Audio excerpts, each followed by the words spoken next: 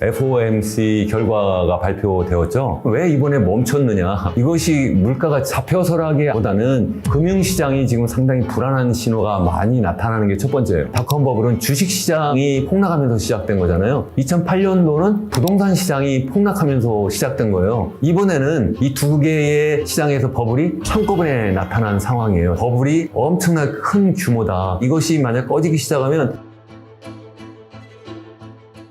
안녕하세요. 강원대학교 이현훈 교수입니다. 새롭게 진행되고 있는 세계경제 현황, 한국경제 현황, 그리고 앞으로 우리 어떻게 살아나가야 될지 하는 문제를 말씀을 드리려고 합니다. 우선 제일 먼저 미국 연준의 FOMC 결과가 발표되었죠. 5.25%였는데 이것이 동결되는 것으로 결정이 되었고요. 다만 점도표라고 하는 것을 1년에 4차례 발표하고 있는데 그 점도표 상에서 보면 지난번 3월달 발표했던 점도표의 경우에는 한 연말까지 한 5.1% 정도 수준까지 기준금리가 올라갈 걸로 FOMC 위원들이 생각을 했는데 이번에는 0.5%포인트를 올려서 5.6%까지 갈 것 같다 이렇게 얘기를 했고, 동시에 제롬 파월 연준 의장은 이번이 마지막이 아니고 앞으로 물가라든가 고용 등등의 상황을 봐가면서 금리를 좀 올릴 수도 있겠다 뭐 이런 식의 약간 매파적 발언을 하면서 동시에 약간 또 위안을 주는 뭐 이런 정도의 발표를 한 것 같습니다. 자, 그렇다면 현재 무슨 일이 미국에서 벌어지고 있는 거냐, 또 동시에 전 세계는 지금 어떤 일이 벌어지고 있느냐에 대해서 한번 말씀을 드려야 될 것 같아요. 우리가 너무 그날 변화하고 있는 새로운 뉴스에 너무 촉각을 기울이면서 거기에 흔들리는 것보다는 좀 더 큰 흐름을 우리가 함께 보면서 거기에서 지금 우리가 어디로 가고 있는지, 거기에서 잔파도는 뭐 이 정도 있구나 이렇게 좀 이해를 하는 것이 훨씬 더 좋을 것 같습니다. 이미 아시는 것처럼 우리 코로나 상황이 2020년 초에 갑자기 발발하게 되었죠. 그렇게 되면서 전 세계가 그야말로 락다운 상황이 돼버렸습니다. 락다운이라는 것은 말 그대로 학교가 멈추고 기업이 멈추고 그리고 모든 상거래 행위도 멈추고 모든 엔터테인먼트까지 다 멈추는 이런 상황이 되니까 경기가 살아날 수가 없는 거죠. 경기가 갑자기 침체되는 그러한 상황으로 막 가면서 당시에 제2의 세계 대공황이 올 것 같다 이러한 예측을 하는 학자들도 굉장히 많이 있었습니다. 그러한 상황이 되니까 미국을 비롯해서 전 세계 주요 국가들이 확장적인 그러한 재정정책과 확장적인 금융정책, 통화정책을 이제 쓰게 되었죠. 거기서 확장적이라는 것은 쉽게 얘기하면 돈을 풀었다는 얘기입니다. 천문학적인 돈을 풀었는데요. 미국의 예를 들자면 미국 연준이 금리를 당시 2.5% 수준이었던 그 금리를 0.25%까지 갑자기 낮추고요. 상단이 이제 0.25% 수준이라는 말씀이고요. 그 상태를 계속 유지하죠. 그렇지만 그것을 충분하지 못해서 양적 완화라고 하는 칼을 또 다시 꺼집어냅니다. 그 양적 완화는 사실 2008년도에 글로벌 금융위기가 발발할 때에 처음 미국에서 사용했던 통화 정책인데요. 우리가 보통 기준금리를 낮추는 것은 연방기금금리는 시중은행 간의 오버나잇 레이트, 그러니까 밤새 초단기에 돈을 빌려받는 뭐 이런 때 적용하는 금리인데, 그 초단기 금리만 가지고 통화정책을 쓰기에는 너무 상황이 엄중하니까 이거 가지고 충분하지 못하다. 특히 금리가 0%까지 가면 유동성 함정에 빠질 위험이 있다 이렇게 얘기를 하거든요. 돈을 더 이상 아무리 풀어도 금리가 더 이상 떨어지지 않으니까 이게 실물 경제 뭐 투자라든가 소비에 어떤 부양 효과가 충분하게 나타나지 않는다라고 이렇게 우리 학자들은 보고 있어요. 그래서 꺼낸 이제 새로운 어떤 무기가 양적 완화인데, 이거는 주로 장기 채권을 연준이 사는 거예요. 그래서 미국 같은 경우에는 장기 국채 10년 만기 이상의 국채라든가 MBS라고 하는 부동산 담보 채권을 2대1 정도 비율로 당시에 샀는데요. 얼마나 많이 샀는가 하면 2008년도에 금융위기 당시에 한 1조 달러 정도 어치의 장기 채권을 당시 연준이 샀는데요. 그러다가 이제 계속 경기가 이제 살아나지 않고 하니까 그 뒤에도 좀 더 계속 채권을 연준이 사면서 이게 한 4.5조까지 올라가긴 하는데요. 이번에 코로나 상황이 터지니까 미국 연준이 그냥 1년 만에 한 4.5조 달러 어치의 장기 국채 및 MBS를 사요. 그렇게 되면서 시중에 엄청난 유동성이 풀려나가게 되는 거죠. 그렇게 되니까 이게 뭐 초기에는 경기 부양 효과도 없었죠. 왜냐면 이미 어떻게 꼼짝할 수 없는 상황이 되니까 모두 집에 있는데 할 수 있는 게 뭐가 있었겠어요. 할 수 있는 것은 오직 컴퓨터 아니면 우리 스마트폰을 이용해서 주식 거래하고 아니면 다른 뭐 부동산 거래하고 이런 정도만 했던 거예요. 다시 말해서 엄청나게 풀려나간 그러한 유동성이 주로 자산 가격의 버블을 가져온 거죠. 그런 쪽으로 이제 초단기 금리뿐만 아니라 장기 금리까지 엄청나게 내려가고 유동성이 엄청나게 풀려나가니까 사람들이 그 싼 금리를 이용해서 주식 투자, 부동산 투자를 하면서 가격이 상승하고 그렇게 되면서 소위 얘기하는 자산 가격 인플레이션이 있게 되었던 거고요. 그런데 그 다음에 들어가면서 우리 코로나 백신도 나오고 코로나 치료약도 나오고 이렇게 하면서 서서히 사람들이 이제 경제 활동을 재개하게 되고 그래서 이제 인플레이션이 막 나타나게 되는 시점이 2021년 4월, 5월 정도였던 것 같아요. 그때부터 미국 같은 경우에는 이미 매월 전년도 동기 대비 한 4%, 5% 수준까지 막 올라가다가 연말 되면은 이게 6, 7% 막 수준 막 올라가거든요. 이렇게 올라가는데도 21년 말까지 미국 연준에서 공식적 입장이 현재의 인플레이션은 일시적인 것이다. 이렇게 계속 얘기를 했고 제롬 파월이 12월 말까지도 그렇게 인터뷰한 내용을 제가 생생하게 기억을 하고 있거든요. 그러다가 22년 3월에 가서야 아 이거 아니네요 하면서 기준금리를 이제 올리기 시작을 하죠. 그게 2022년 3월이니까 겨우 한 15개월밖에 되지 않았고 지난 5월까지 올렸으니까 한 14, 5개월 동안에 엄청나게 빠른 속도로 상단 0.25% 수준이었던 미국의 기준금리를 이제 5.25%까지 무려 5%포인트를 그냥 빠르게 막 올려버린 거죠. 무려 10차례에 걸쳐서 정말 자이언트 스텝이라고 하는 이름까지 막 붙여가면서 엄청나게 빠른 속도로 이렇게 올렸던 거죠. 많은 사람들이 아 이게 드디어 물가도 잡히고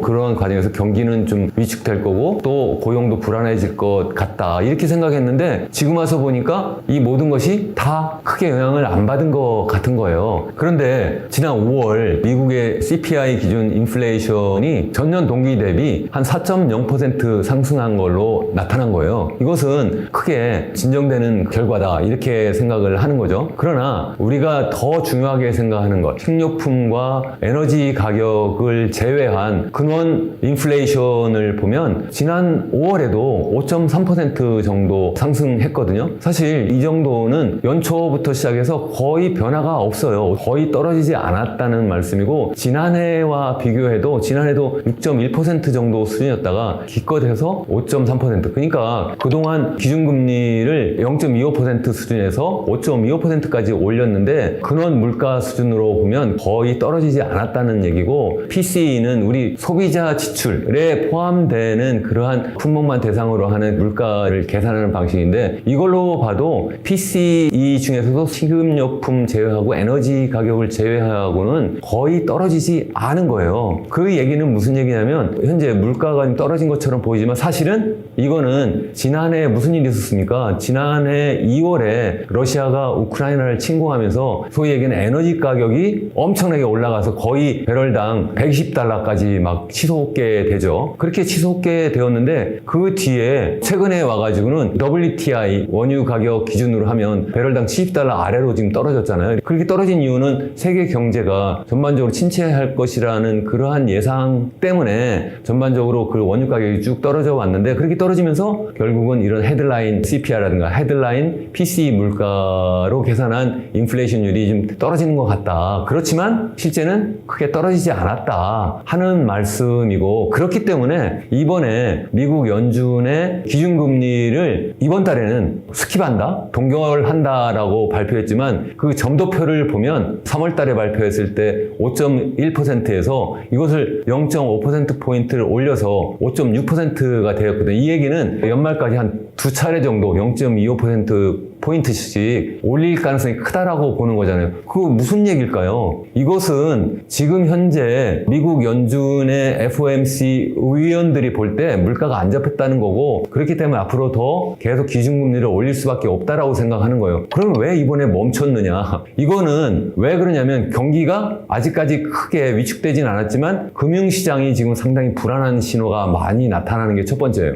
그래서 지난번 우리 3월 달에 뭐 실리콘밸리 뱅크라든가 뱅크라든가 그 전에 퍼스트 리퍼블릭이라든가 아니면 시그니처 뱅크라든가 이런 미국의 지방 중견 은행들이 계속 도산하는 그러한 상황이 막 벌어졌잖아요. 지금 잘 아시는 것처럼 태풍 전야처럼 조금씩 뭐가 문제가 나타나고 있는데 그 중에 하나가 상업용 부동산 가격이 지금 엄청나게 폭락할 조짐을 보이고 있잖아요. 뭐 뉴욕이라든가 아니면 뭐 샌프란시스코 같은 경우에는 상업용 건물들의 공실률이 50%가 아니라 7, 80%까지 된다. 이렇게 얘기를 하고 있는데 그러면 어떻게 될 것이 하는 거죠. 그렇게 되면 거기에 물려있는 많은 은행들, 다시 말해서 건물주가 자기 돈 가지고 다 그런 건물을 갖고 있는 것이 아니잖아요. 그 똑같이 아까 말씀드린 MBS라고 하는 부동산 담보 채권으로 물려있는 지방 은행들이 굉장히 많이 있어요. 현재 뭐 통계로 나온 것은 뭐 한 1조 5천억 달러 정도 된다 뭐 이런 얘기도 하는데 잠재적인 어떤 부실 위험이 있는 MBS를 갖고 있는 지역 은행들이 좀 걱정이 되는 면도 있고 또 한 가지는 지금 미국의 연방 정부가 드디어 부채 상한선을 이제 풀어줌으로 해서 2025년 1월까지 일단 상한선을 올려줬잖아요. 그렇기 때문에 돈을 추가로 더 빌릴 수가 있는데 그 얘기는 국채를 더 추가로 발행해서 시장에서 돈을 빌려올 수 있다는 얘기잖아요. 그래서 현재 앞으로 한 3개월 동안 한 1조 달러 내지 1조 한 1천억 달러 정도 추가로 이제 국채를 발행할 것이다 이렇게 얘기하는데 그만큼 시장에 미국의 국채가 발행이 되면 그만큼 또 돈이 그쪽으로 또 빨려 들어갈 거잖아요. 그렇기 때문에 미국의 연준이 이번에 그렇게 금리를 올릴 수 없는 상황이 되었다 그런 얘기입니다. 그렇지만 물가는 안 잡혔다. 다시 말씀드리면 미국의 연준이 이번에 기준금리를 스킵한 것은 이것이 물가가 잡혀서라기보다는 현재 미국의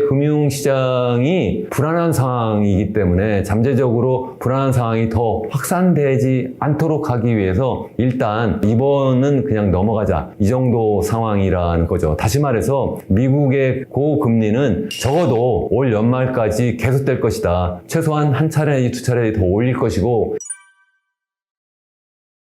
그럼 내년에는 어떻게 될 것이냐 이에 대해서도 뭐 말이 많습니다. 사실은 뭐 지난달까지만 해도 우리나라에 더 많은 분들이 올 연말까지 아니 미국에서도 많은 그 전문가들이 이제 피벗 할 거다 뭐 이런 얘기 하는데 그 다 틀렸잖아요. 그렇게 되지 않을 거다. 지금 많은 사람들은 올 연말까지 계속 고금리 상황이 계속 갈 거고 이제 나온 얘기는 내년에는 좀 그래도 그 금리가 좀 떨어질 수도 있겠다 뭐 이렇게 얘기하는데 미국의 사례를 보면 연준이 한번 금리를 이렇게 급격하게 올린 그 고점에서 바로 내려오지 않아요. 예를 들어서 2008년 글로벌 금융위기가 있기 직전에 미국이 2004년 6월부터 제 기억에 5년, 6년, 한 2년여에 걸쳐서 당시 한 2% 수준이었던 기준금리를 5.25%까지 올리거든요. 지금 수준하고 똑같아요. 상단 그 기준금리를 2007년 9월까지 계속 유지합니다. 그러니까 1년 넘게 기준금리를 계속 유지를 하고 그러다가 경제가 뭔가 좀 불안한 조짐이 보이는 거예요. 그 당시에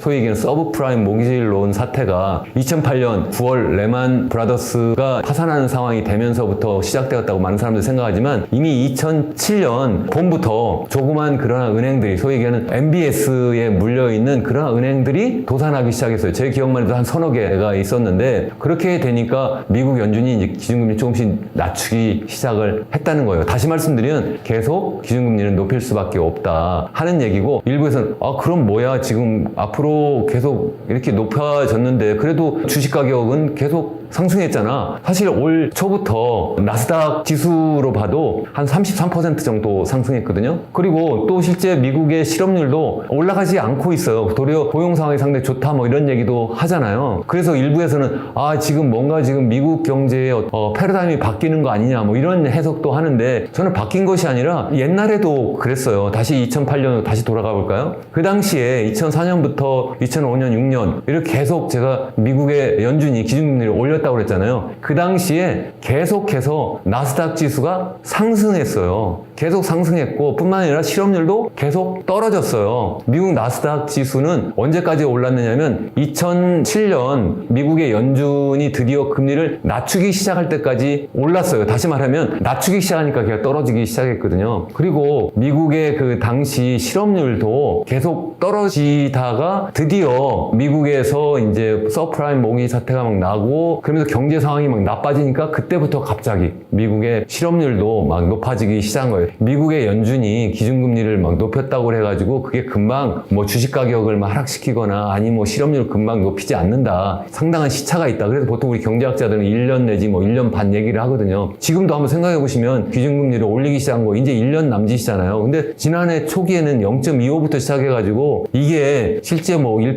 2% 수준, 한 2, 3% 수준까지 올라간 다음부터 따지면 지금 1년도 채 되지 않는 상황인 거예요. 그래서 이제 본격적으로 이제 기준금리가 높아진 효과가 이제 나타나기 시작할 것이다라고 저는 이제 생각을 하고 그래서 그것이 한 올 후반기부터 내년 전반기에 본격적으로 그런 상황이 나타날 것이다 하는 말씀이고요. 사실 그것은 제가 아까 2007, 8년 뭐 이때 얘기를 말씀드렸는데 닷컴 버블도 여러분 기억하시잖아요. 2000년 초에 미국의 주식 가격, 나스닥 가격이 막 갑자기 하락하잖아요. 이게 당시 제 기억에 한 5천까지 갔다가 1년 반 만에 다시 1000 수준으로 오거든요. 그 전에 한 4, 5년 동안 이게 1000에서 5천까지 이렇게 올라가는데요. 그 과정에서 미국 연준이 기준금리를 계속 조금씩 올리고 있었어요, 사실은. 좀 낮추었다가. 그래서 다시 또, 이거 너무 과열이네 해서 올리기 시작했는데, 올리는 과정에서도 나스닥 지수는 계속 올라가다가, 이게 어느 선 정도 수준 올라가니까, 이게 너무 많이 올라가니까, 그래서 터지기 시작을 한 거죠. 마찬가지로, 다시 또 우리 1929년 상황 또 가볼까요? 우리 세계 대공황 상황도 가보면, 그 당시에 27년, 28년도에 미국 연준의 기준금리가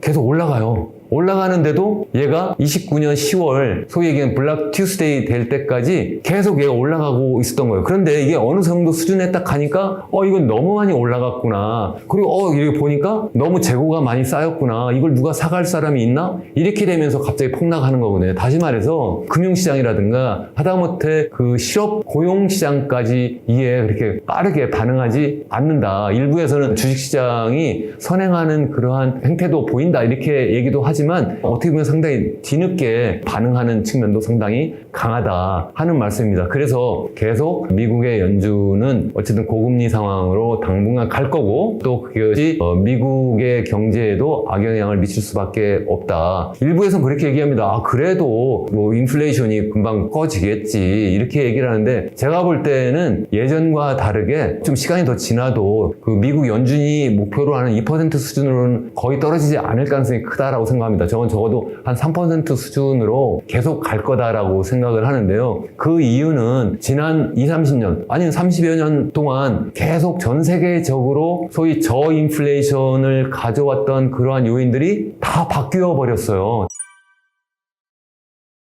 지난 20, 30년 동안 세계가 소위 얘기하는 하나의 시장, 세계화 또는 글로벌라이제이션이라는 이름으로 해가지고 하나의 시장이 되면서 가장 효율적으로 싸게 생산한 물건이 전 세계 모든 소비자에게 전달이 되었었던 거잖아요. 그런데 이제는 미국이 그리고 중국과 소위 얘기하는 무역 전쟁을 넘어서 패권 전쟁을 하면서 전 세계가 두 개의 블록으로 나뉘어지는 이런 상황이 돼버리는 거예요. 그러니까 이게 예전처럼 그렇게 싸게 물건이 전 세계적으로 생산되어서 공급되는 그러한 글로벌 밸류 체인이 계속 유효하지 못하다 하는 것 첫 번째. 두 번째는 중국이 1970년대 말부터 시작해서 개혁 개방을 하고 본격적으로 뭐 90년대, 2000년대, 특히 2000년대 초에 WTO에 가입하면서 정말 저렴한 노동력을 바탕으로 싼 물건을 전 세계 선진국에 공급을 막 하게 된 거예요. 그러니까 싼 물건이 전 세계에 막 이렇게 싸게 공급되니까 물가가 상승할 수 없는 상황이 되었던 거죠. 그런데 이것도 중국이 더 이상 그렇게 싸게 물건을 생산할 수 있는 여력이 아니다. 왜냐하면 이제는 중국도 $10,000가 넘는 1인당 국민소득이 $10,000가 넘는 그런 중진국 상황으로 갈 뿐만 아니라 좀 전에 말씀드린 것처럼 미국과 중국 간의 패권 전쟁을 하면서 중국으로 들어가는 여러 가지 반도체를 비롯한 중간재 공급도 여의치 않을 뿐만 아니라 또 그것을 실제 수출하고 전 세계로 공급할 때 여러 가지 무역 장벽에 걸려서 그렇게 싸게 소비자에게 전달이 되지 못할 거라는 거고요. 세 번째는 당시에 전 세계가 70년대에 원유 파동을 겪은 이후에 셰일 오일이 막 미국에서 발견되고 그것이 막 생산되면서 미국이 세계 최대 산유국이 되었잖아요. 그렇게 되면서 원유 가격이 크게 하락하고 안정되었는데 이제는 그렇지 못한 상황이 되었다. 코로나 상황에서 그런 셰일 오일을 생산하는 많은 미국의 기업들이 일단 공장문을 닫았을 뿐만 아니라 이제는 소위 얘기하는 기후위기로 인해서 전 세계가 화석연료로부터 시대로부터 그린 에너지, 재생 에너지로 전환할 수밖에 없는 상황. 그래서 2050년까지 탈탄소로 전환해야 되는 그러한 상황이기 때문에 결국은 생산비가 상대적으로 비싼 그러한 에너지를 우리가 사용할 수밖에 없는 상황이 되어서 또 그것도 여의치 않다는 거예요.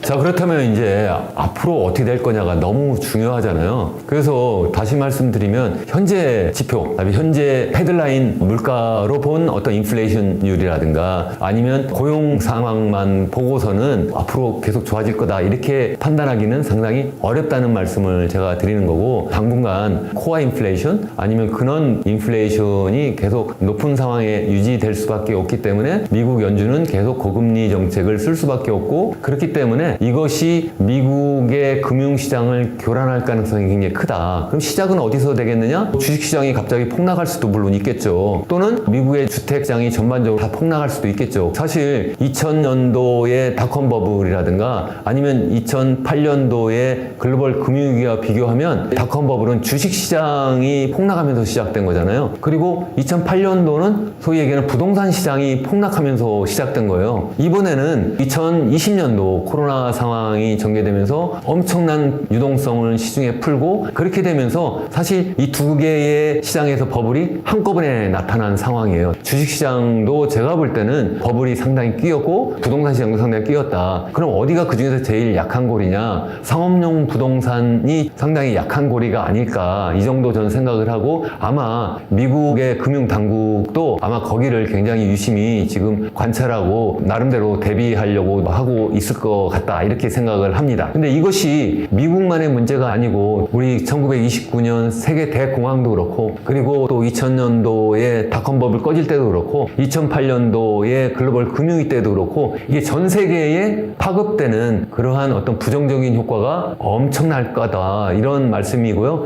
엄청난 유동성이 어쩌면 닷컴 버블 때 아니면 그 이전에 1929년 이전에 세계 대공황 당시보다, 그리고 또 2000년 직전의 상황보다, 아니면 2008년 직전의 상황보다 유동성이 너무 많이 풀려가지고 그로 인한 버블이 엄청나게 큰 규모다. 그렇기 때문에 이것이 만약 꺼지기 시작하면 이것은 미국뿐만 아니라 전 세계적으로 엄청난 영향을 미칠 거다. 동시에 현재 세계 경제 상황이 녹록치 않다. 2008년 여러분 생각하시면 세계적인 글로벌 금융위기로 확산될 때 그때 나름대로 세계 경제의 버팀목 역할을 했던 나라가 중국이었어요. 중국은 글로벌 금융위기로부터 나름대로 자유로웠었는데 그것은 미국의 자본시장이 개방이 되어 있지 않은 상황이어서 그랬던 거고요. 또 한참 성장하고 있는 그런 과정이었기 때문에 미국을 비롯한 전 세계 경제 상황이 나빠지자 중국이 굉장히 적극적으로 재정 지출도 확장하고 통화 정책도 굉장히 팽창적으로 이렇게 실시하게 된 거죠. 그렇게 되니까 중국이 전 세계의 경제를 살리는 그러한 구원투수로서 역할을 하게 된 거고, 우리나라도 그로 인해서 중국으로 수출이 크게 늘어나고, 그렇게 해서 2008년도 이후 2009년에 우리나라도 영향을 받았지만 상당히 선방을 해서 당시에 0.8% 플러스 성장을 했어요. 마이너스로 떨어지지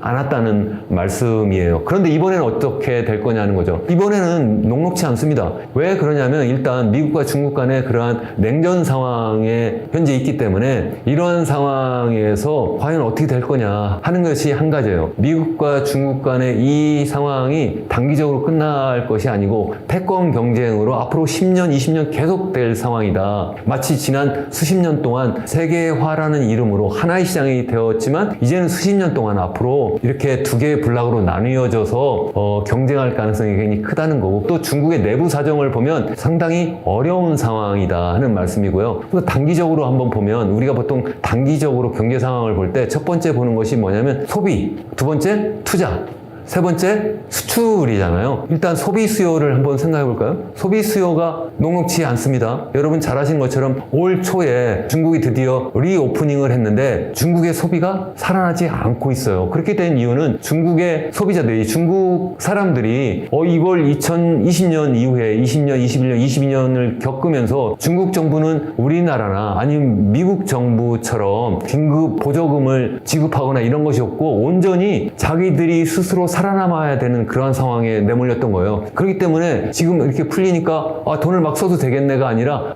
그러니까 더더군다나 이런 기회에 돈을 조금이라도 벌면 돈을 더 잘 저축해야 되겠구나 이런 생각을 많이 하게 되는 거고, 또 돈이 더 있는 사람들은 이 돈 가지고 해외로 도망가야 되겠구나, 탈출해야 되겠구나 이런 상황을 현재 연출하고 있는 거다. 다시 말해서 그렇게 수요가 넉넉하게 살아나지 않고 있다는 거고, 두 번째 투자 수요도 소비 수요가 살지 않고 세계 경제가 어려운 상황이고 미국과 이렇게 지금 무역 전쟁을 하고 있는데 중국의 기업들이 과연 투자를 살릴 수 있겠느냐는 건 첫 번째고, 또 시진핑 2기 때 여러분 잘 기억하시잖아요. 알리바바를 비롯해서 소위 얘기하는 중국의 테크 기업들에 대해서 엄청난 정부의 제재가 있었잖아요. 그렇기 때문에 중국의 그런 기업들이 공격적으로 한번 투자를 해볼까? 잘 못한다는 거예요. 그러면 무역은 어떻게 했느냐? 중국의 수출을 한번 보면 지난 5월 중국의 수출은 지난해 5월에 비해서 마이너스 5% 이상 역성장을 했어요. 수입도 마이너스 9% 역성장했어요. 수출 수입이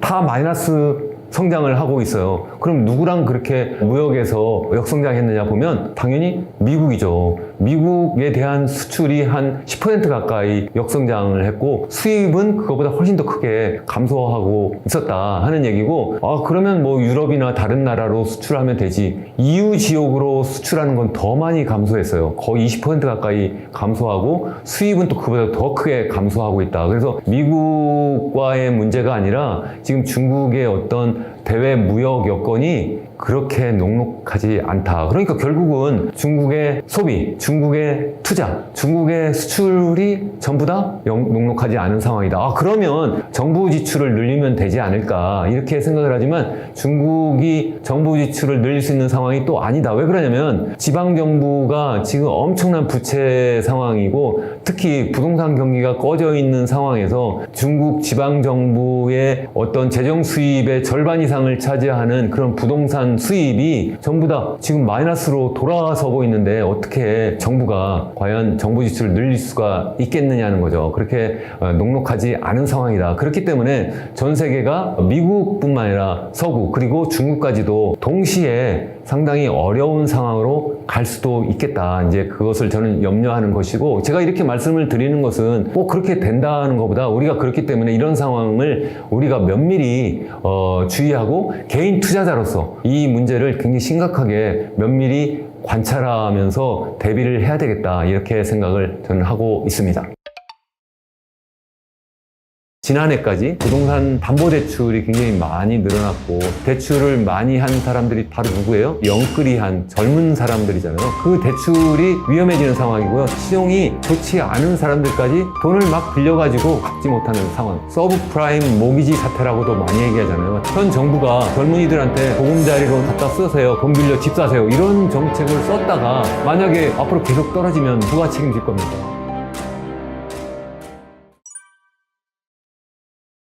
우리가 세계 경제가 이렇게 엄중한 상황이고 앞으로 어떻게 어느 정도 심각하게 나빠질지 모르는 그러한 상황에서 과연 우리나라는 어떻게 되겠느냐는 거예요. 우리나라는 사실 지난 1970년대 이후에 굉장히 빠르게 경제 성장을 해오면서 항상 플러스 성장만 해온 것은 아니에요. 사실 이미 1980년 그리고 1997년, 그리고 2009년, 그리고 지난 2020년 4번의 큰 경제 위기가 있었어요. 많은 분들이 이러한 상황에서 우리나라 경제가 이제 경기 하강으로 들어가는 거 아닌가? 이런 걱정 정도 하고 계신데 저는 그러한 걱정은 걱정도 아니라고 생각을 해요. 사실 자본주의 시장 경제라고 하는 거는 당연히 호황과 불황이 교차적으로 나타나요. 근데 저는 그렇게 경기 하강을 걱정하는 것이 아니라 그거보다 더 근본적인 침체를 걱정하는 것이고, 그것을 저는 그래서 경제 위기라고 이름을 붙이고 싶어요. 다시 말씀드리면 경기 하강 정도, 경기 침체 정도가 아니라 경제 위기 상황을 우리가 걱정하고 대비를 해야 된다 하는 말씀입니다. 제가 아까 4번의 큰 경제 침체가 있었다고 말씀드렸잖아요. 적어도 그 정도 스케일 이상 정말 큰 어떤 경제 침체를 말씀드리는 겁니다. 그러면 왜 그런 걱정을 지금 해야 되느냐? 우리 그 1980년에 어떤 상황이었나요? 뭐 여러 가지 사회가 굉장히 혼란한 상황에서 경제도 당연히 어려운 상황으로 빠지게 되었고, 마침 미국의 연준이 1979년, 80년 굉장히 빠르게 기준금리를 올리잖아요. 굉장히 빠르게 올리면서 당시 초인플레이션을 잡는 그러한 정책을 시행하게 되고, 그래서 전 세계적으로 그래서 고금리, 강달러 상황이 막 되게 된 거죠. 그렇게 되면서 중남미 국가들이 소위 얘기하는 외채 위기에 막 빠지게 되고, 우리나라도 내부적으로 그렇게 혼란 상황에 빠지면서 같이 경제 위기가 온 상황이 되었다 하는 말씀을 제가 드리는 거고요. 1997년은 그러면 어땠느냐? 1997년도 사실은 1994년부터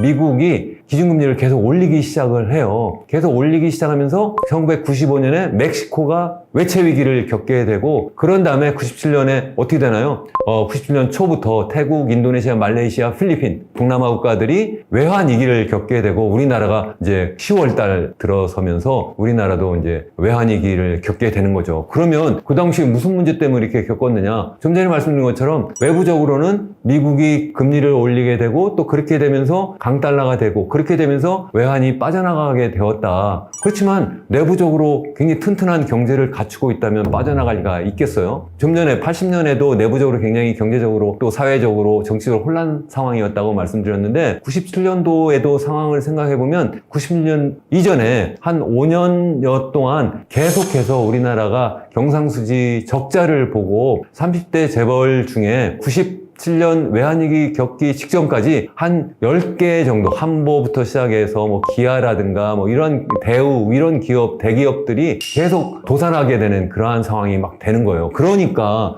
이거 이상하다 해서 외국 투자자들이 동남아에 이어서 어디 비슷한 나라가 없나 보니까 한국이 거기에 이제 위험한 그런 국가로 타겟이 된 거고, 그러다 보니까 외환이 빠져나게 되고, 그러면서 그것을 방어하려고 하다 보니까 당시에 갖고 있었던 우리나라의 외환 보유고가 한 250억 달러 정도 되었었는데, 그것이 금방 몇십억 달러로 이게 줄어들게 되고, 나중에 그러니까 더 이상 이것을 빠져나가는 외국 자본을 달러로 교환해 줄 수 없는 상황이 되니까 결국은 우리나라 정부가 두 손을 들고 IMF에 가서 결국은 긴급 구제 금융을 신청하게 되는 거죠. 그래서 당시 IMF뿐만 아니라 미국을 비롯해서 유럽, 중국, 그리고 일본까지 포함해서 한 530억 달러 정도 구제 금융을 받는 걸로 약속을 하게 되면서 우리나라가 소위 얘기하는 IMF 체제로 이렇게 넘어가게 되었던 거죠. 그 말씀은 우리나라가 현재 상황이 어떠냐가 굉장히 중요하다는 거예요. 그러니까 전 세계적으로 굉장히 어려운 상황으로 갈 수가 있는데, 이때 우리나라가 굉장히 튼튼하다면 문제가 없는 거죠. 그러면 내부적으로 한번 보자는 거예요. 우리나라가 우선 내부적으로 현재 체질이 어떤가 한번 생각을 해보죠. 1997년도 당시만 해도 우리나라는 굉장히 젊은 나라였어요. 굉장히 거의 두 자릿수 성장을 하고 있었고요. 다만 그렇게 빠른 성장을 하면서 과잉 투자가 있었고, 그래서 외국으로부터 과잉 차입이 있었고, 특히 단기 차입이 굉장히 많았고, 그 단기 차입이 소위 장기 투자에 많이 사용되다 보니까 그것이 고금리 상황에서, 강달러 상황에서 그것이 해외로 빠져나가지 못하게 되는, 다시 말해서 우리나라가 그것을 되돌려주지 못하는 상황에서 이제 외환위기가 되고 금융위기가 되고 경제 위기가 된 그러한 상황이 되었는데, 그나마 그 당시에는 굉장히 젊은 나라였고, 그렇기 때문에 바로 다음에 1997년 다음에 98년에 마이너스 5.3% 성장한 다음에, 그 다음에 99년에 플러스 10% 이상의 플러스 성장을 이렇게 하게 되었잖아요. 그것이 첫 번째 젊은 나라였기 때문에 그렇다는 거고, 물론 당시에 우리나라의 달러 대비 우리나라 원화 가치가 외환위기 이전에 한 800원 정도, 이 정도 했었는데 850원 정도 했어요, 1달러당. 그러다가 이게 2000원까지 가잖아요, 1달러당. 그래서 이게 굉장히 우리나라 원화 가치가 떨어지니까 우리나라 수출이 갑자기 엄청나게 많이 되는 거예요. 4대 구조조 정도 하고 뭐 이렇게 했지만, 그게 빠르게 우리나라가 경제 위기, IMF 위기로부터 벗어날 수 있었던 것은 우리나라 수출이 엄청나게 빠르게 되었다는 것도 하나 있었다. 그리고 또 한 가지는 우리나라가 굉장히 젊었기 때문에 빠르게 대응할 수 있었다. 뭐 이런 말씀을 드리는 건데, 지금 우리나라 상황은 그렇게 젊지 않은 상황이다. 다시 말해서 우리나라 잠재 경제 성장률을 보면요, 97년, 98년, 99년 이때 잠깐 위기가 있었고 다시 잠깐 10% 이상 성장을 했었다고 했잖아요. 그러나 그 이후부터 이게 계속 10% 미만 성장으로 떨어져요. 그래서 그것이 2000년대에는 이것이 한 5%에서 10% 수준으로 계속 이렇게 떨어지다가 2010년대에 오면 이것이 다시 또 5% 미만으로 막 떨어지고, 요즘에 와가지고는 이게 한 2%, 3% 수준까지 계속 떨어져요. 이것이 무슨 뭐 정권이 바뀌면서, 아니면 무슨 뭐 시대에 따라서 이렇게 막 계단식으로 밑으로 떨어지는 것이 아니라 그냥 거의 직선으로 그냥 쭉 떨어지고 있어요. 물론 그 가운데 이렇게 사이클은 있었는데 이것이 계속 지속적으로 감소해서 지금 우리나라의 잠재 성장률은 한 2.5% 정도 수준이라 이렇게 보는 거고, 그런데도 불구하고 우리나라는 올해 성장률이 그보다 더 떨어질 거라고 보고 있잖아요. 그래서 지금 현재 한국은행은 얼마 전 발표한 그 수정된 경제 성장 예측치로 보면 한 1.4% 정도 성장한다고 보고 있는데, 그것도 상저하고 상반기에는 좀 나빠지면 하반기에는 좋아질 것이다라고 이렇게 생각하면서 1.4%거든요. 그런데 그것도 만만치 않을 것이다 하는 말씀 제가 좀 이따 드리겠지만, 제가 말씀드린 것은 우선 계속 잠재 성장률이 나빠졌다, 낮아져 왔다. 그럼 그 이유가 뭐냐 하면, 그것은 1970년대, 80년대까지 그리고 90년대 한 중반까지 우리나라가 굉장히 빠른 경제 성장을 할 수 있었던 이유가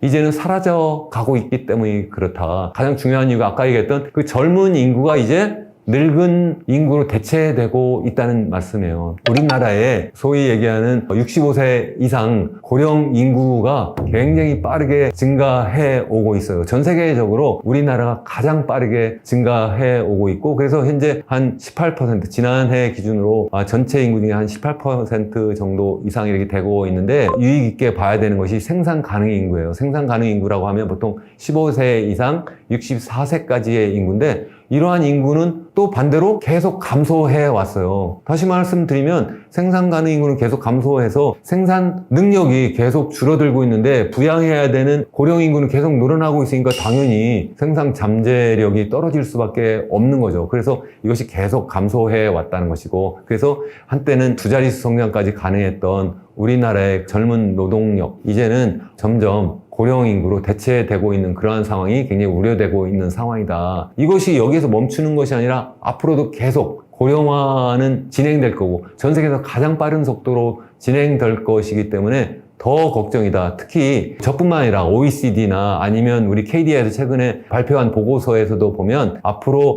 2030년 또는 2040년에 가면 우리나라의 잠재 성장률은 0%까지 떨어질 것이다. 그러니까 외국 투자자가 보기에도 우리나라가 계속 잠재 성장률이 떨어지고 있는데 어떻게 우리나라의 미래를 보고 투자를 할 수 있겠느냐는 거죠. 굉장히 어려운 상황이라는 것이 한 가지고, 두 번째는 우리나라가 그렇게 빠른 경제 성장을 할 수 있었던 요인이 바로 뭐냐면, 당시에 우리나라가 추구했던 수출 주도형 경제 성장 전략이 더 이상 유효하지 않게 됐다는 거죠. 아까 말씀드렸던 것처럼 전 세계가 이제는 더 이상 세계화가 아니라 탈세계화로 바뀌면서 우리나라의 수출 시장이 이제는 두 개로 나뉘어지면서 우리나라가 그동안 만들어왔던 글로벌 공급망, 글로벌 가치 사슬이 이제는 두 개로 양분되는 그러한 상황이 되어버렸고, 뿐만 아니라 특히 어느 쪽 한쪽으로 들어가지 않으면 굉장히 곤란한 상황이 되면서 우리나라가 수출 주도형 성장 전략을 계속하기가 어려운 상황이라는 거고요. 바로 그런 증표로서 나타나는 것이 지난 5월까지 우리나라 수출이 계속 감소해 오고 있다는 거죠. 그래서 무역 수지가 계속 15개월 연속 마이너스를 기록하고 있고, 그리고 6월도 제가 보기에는 당연히 마이너스 무역 수지를 기록할 것으로 이렇게 보고 있는 거고요. 뿐만 아니라 경상 수지, 우리 보통 이제 무역 수지하면 상품 수지와 이제 비슷한 개념인데, 주로 상품이 어떻게 이제 수출되고 수입되느냐를 이제 기록한 것인데, 상품뿐만 아니라 이제 무역, 그리고 우리나라 내국인 기업과 우리 가게가 외국에 투자해서 벌어들인 소득으로부터 또 외국인이 우리나라에 투자해서 벌어들인 소득을 제외한 본원소득인데, 본원소득 수지까지 이렇게 다 포함해도 우리나라의 경상수지가 지난 1분기에 마이너스를 기록했거든요. 그것이 굉장히 우려되는 상황이다 하는 말씀이에요. 그래서 마치 97년 이전에 우리나라가 계속 무역수지, 경상수지가 적자를 봤다고 말씀드렸잖아요. 그것이 굉장히 걱정된다. 특히 우리나라가 그동안 수출 제일 품목이라고 해왔던 반도체 수출이 계속 매달 한 30%, 40% 이렇게 감소해 오면서 우리나라의 수출 동력이 꺼지고 있고, 또 우리나라의 제일 수출 시장이라고 했던 중국으로의 수출이 또 비슷한 비율로 계속 감소해 온 거죠. 그것은 바로 반도체를 중국으로 주로 한 50% 정도 중국으로 수출해서 중국이 그걸 중간재로 이용해서 스마트폰이라든가 아니면 전자제품을 만들어서 미국을 비롯한 선진국으로 전 세계로 이렇게 수출하는 밸류 체인이었는데, 그것이 좀 위협받으면서 굉장히 어려운 상황이고, 그것이 앞으로도 나아지지 않을 가능성이 크다. 다시 말씀드리면 우리나라 정부가, 우리나라 연구기관들이 상저하고라고 생각하지만 아까 말씀드린 것처럼 미국 경제도 위태위태하고 그래서 경기 하강이 본격적으로 나타날 가능성이 크고 앞으로 이제 후반기 그리고 내년까지 중국 경제도 지금 리오프닝이 아니라 리클로징 되는 상황까지 도리어 더 상황이 나빠지는 쪽으로 가고 있는데 이러한 상황에서 어떻게 상저하고를 우리가 기대할 수 있겠는가. 도리어 그렇지 않은 상황, 플랜 B를 우리가 대비해야 되지 않겠는가. 이런 걱정이 되는 거고요. 그리고 이제 세 번째는 우리가 제일 많이 걱정하는 것이 바로 뭐냐면 우리나라의 부채죠. 우리가 보통 우리나라 부채하면 가계부채가 있고 기업부채가 있고 정부부채가 있잖아요. 정부부채도 지난 수년 동안 굉장히 빠르게 증가해서 굉장히 걱정이다 이렇게 얘기하는데 그래도 소위 OECD 국가를 기준으로 보면 그래도 그렇게 높지 않은 수준이에요. GDP 대비 한 50% 약간 넘었다 이렇게 얘기를 하는데 우리가 걱정하는 것은 기업부채. 이것도 지금 GDP 대비 100%가 넘었고요. 가계부채도 100%가 넘었습니다. 특히 우리가 걱정하는 것은 바로 가계부채죠. 이 가계부채가 굉장히 걱정이다. 특히 지난 6, 7년 동안 지난해까지 우리나라 부동산 가격이 굉장히 빠르게 상승하면서 부동산 담보대출이 굉장히 많이 늘어났고 특히 그러한 대출을 많이 한 사람들이 바로 누구예요? 영끌이한 젊은 사람들이잖아요. 이 젊은 청장년층들이 레버리지를 일으켜서 그걸 가지고 이제 아파트와 같은 이러한 주택을 이제 매입하게 되는 과정에서 부동산 가격은 부동산 가격대로 많이 상승했고 그리고 가계부채는 가계부채대로 굉장히 빠르게 상승했죠. 그래서 어느 정도 상승했느냐 하면 우리 GDP 대비 한 100%가 넘는다. 그래서 뭐 한 102%, 103% 정도 된다 이렇게 얘기를 하는데 얼마 전 그 한국경제연구원에서 발표한 자료는 아주 우리가 흥미롭게 아주 유익 있게 봐야 되는 것인데 그게 바로 뭐냐면 우리가 생각하는 그러한 가계부채가 전부가 아니다. 무슨 말씀이냐면 우리가 전세 제도가 우리나라가 거의 유일하다 이런 얘기를 많이 하잖아요. 우리가 이제 아파트를 매입해서 우리가 직접 가서 거주할 수도 있지만 우리가 전세금을 지급하고 그것을 이제 빌려서 이제 우리가 살게 되는데 그렇게 되면 결국은 그 아파트 주인은 뭐예요? 사실은 아파트를 담보로 이 전세 입주자한테 돈을 빌린 상황이잖아요. 그러니까 그것도 결국은 가계 대출이라는 거예요. 그래서 그것까지 포함하면 GDP 대비 한 150% 정도 수준이라는 거고 그렇게 하면 정말 OECD 국가 중에 단연코 1위다. 그것만이 전부냐는 거예요. 우리가 얘기하는 소위 소상공인, 자영업자 대출도 또 우리가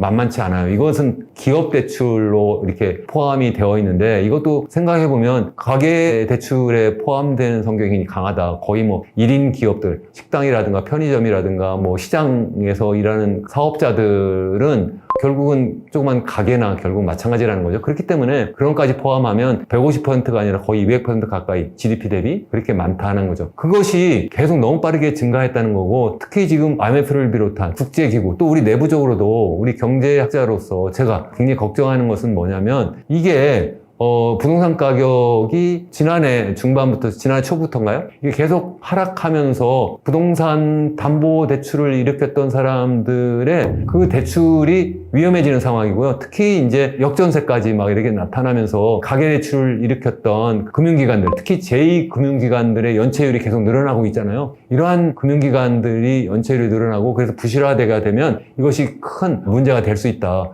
지금까지는 괜찮은데 이렇게 얘기하지만 제가 제2금융권에 있는 지인들에게 물어보면 이게 굉장히 빠르게 증가하고 있다. 아직까지는 뭐 견딜만 한데 이게 계속 빠르게 늘어나면서 결국은 그렇게 되면 추가적인 대출을 해줄 수가 없는 상황이 되고 그렇게 되면 결국은 경제가 유동성이 경색되는 그러한 상황이 될 수도 있다는 말씀입니다. 그래서 이러한 상황은 제가 볼 때는 2008년도에 우리 그 글로벌 금융위기를 뭐라고 하냐면 서브프라임 모기지 사태라고도 많이 얘기하잖아요. 당시에 부동산 가격이 엄청나게 빠르게 상승했다고 그러는데 그렇게 된 중요한 이유 중에 하나가 풍부한 유동성, 저금리를 이용해서 레버리지 일으켜서 부동산 투자를 했다고 그러는데 그게 소위 얘기하는 프라임 모기지뿐만 아니라 서브프라임 모기지까지 많았다는 거예요. 다시 말씀드리면 신용이 좋지 않은 사람들까지 돈을 막 빌려가지고 그래가지고 집 투자하다 보니까 나중에 갚지 못하는 상황, 부동산 가격이 갑자기 떨어지는 상황이 되니까 전부 다 이제 그런 서브프라임 모기지를 한 사람들이 이제 부실화되는 상황이 되고 그래서 그때 거기에 물린 많은 금융기관들이 부실화되고 그래서 금융위기가 이제 확산되는 상황이 되었다. 이렇게 말씀을 드린 거고요. 우리나라도 생각해보면 소위 영끌이라는 게 뭐예요? 많은 사람들은 아직 충분하게 그 아파트라든가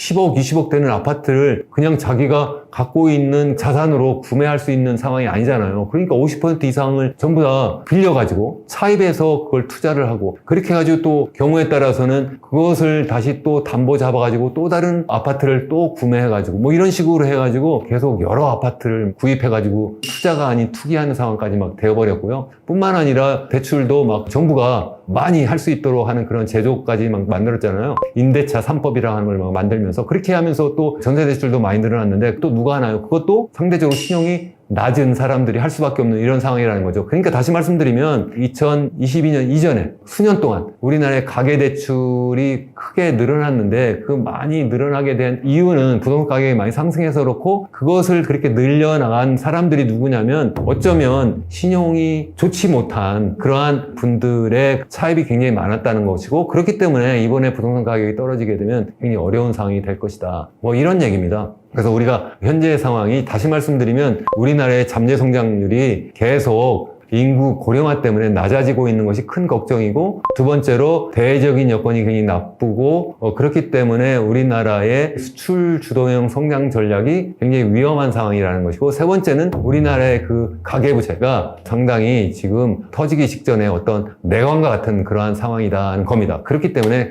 우리가 굉장히 면밀히 현 상황을 주의 깊게 우리가 들여다봐야 되고, 개인 투자는 개인 투자자로서, 그리고 정부는 정부대로 면밀한 대처를 해야 된다 하는 말씀입니다. 그러면 어떻게 대처를 해야 되겠느냐? 사실 쉽지 않은 문제입니다. 아마 우리나라 정부 특히 굉장히 어려운 상황에 처해 있을 거라고 생각하는데요. 특히 부동산 가격이 너무 많이 올랐기 때문에 떨어져야 된다고 생각하는 사람들이 아마 대다수일 거라고 생각합니다. 물론 아파트를 현재 소유하고 계신 분들은 떨어진 것보다 오르는 게 좋겠다고 생각을 하겠죠. 그러나 우리나라의 부동산 가격은 지난 한 7, 8년 동안 거의 뭐 서울 기준으로 보면 2배가 아니라 한 3배 정도 막 이렇게 올랐는데, 지금 떨어진 것이 한 20% 정도? 많아도 30%까지 떨어지지도 않았을 거라고 생각하는데, 이 정도 떨어져 가지고는 아직 충분하게 떨어진 상황은 아니라고 생각을 해요. 다만 이게 너무 빨리 떨어지니까 이것이 아까 말씀드린 그 가계부채의 어떤 뇌관을 이걸 건드려서 금융시장 전반적인 어떤 부실로 나타날까, 이것을 굉장히 우려할 거라고 저는 생각을 합니다. 그러나 그렇기 때문에 뭐 우리나라의 중앙은행, 우리나라의 한국은행이 금리를 현 수준에서 계속 유지해야 되느냐. 현 수준 지금 현재 3.5% 수준에서 지금 계속 멈춰 있잖아요. 그렇기 때문에 지금 연초 이후에 우리나라의 시중금리는 조금씩 떨어져 가고 있는 상황이에요. 마치 이제는 더 이상 올리지 않을 거고 앞으로 기준금리는 계속 떨어질 거고, 그렇기 때문에 시장금리도 떨어질 거다. 뭐 그런 이유 때문에 다시 부동산 경기가 조금씩 살아나는 게 아닌가, 이런 생각도 하는 사람들도 있고요. 또 정부는 정부대로 이거 너무 빠르게 떨어지면 안 된다 해서 뭐 보금자리론 뭐 이런 식으로 해서 대책도 만들고 막 이렇게 하고 있는데, 그렇기 때문에 이것이 조금씩 떨어지던 가계부채가 올 들어서 계속 늘어나고 있어요. 이건 정말 걱정이다 하는 것이죠. 이제 조금씩 가계부채를 줄여나가야 되는 상황인데 정부가 앞장서서 가계부채를 다시 늘려나가야 되니까 마치 예전에 돈 빌려서 집 사라 하는 그러한 정책과 뭐가 다르냐는 거죠. 죄송한 말씀이지만 지난 정부 때 사실은 우리나라의 그 아파트 가격, 부동산 가격이 이렇게 2배, 3배 늘어났는데, 그렇기 때문에 현 정부에 들어서 가지고 이렇게 부동산 가격 많이 올린 것은 전 정부 책임이다 이렇게 얘기를 하잖아요. 근데 지금 와가지고 현 정부는 똑같이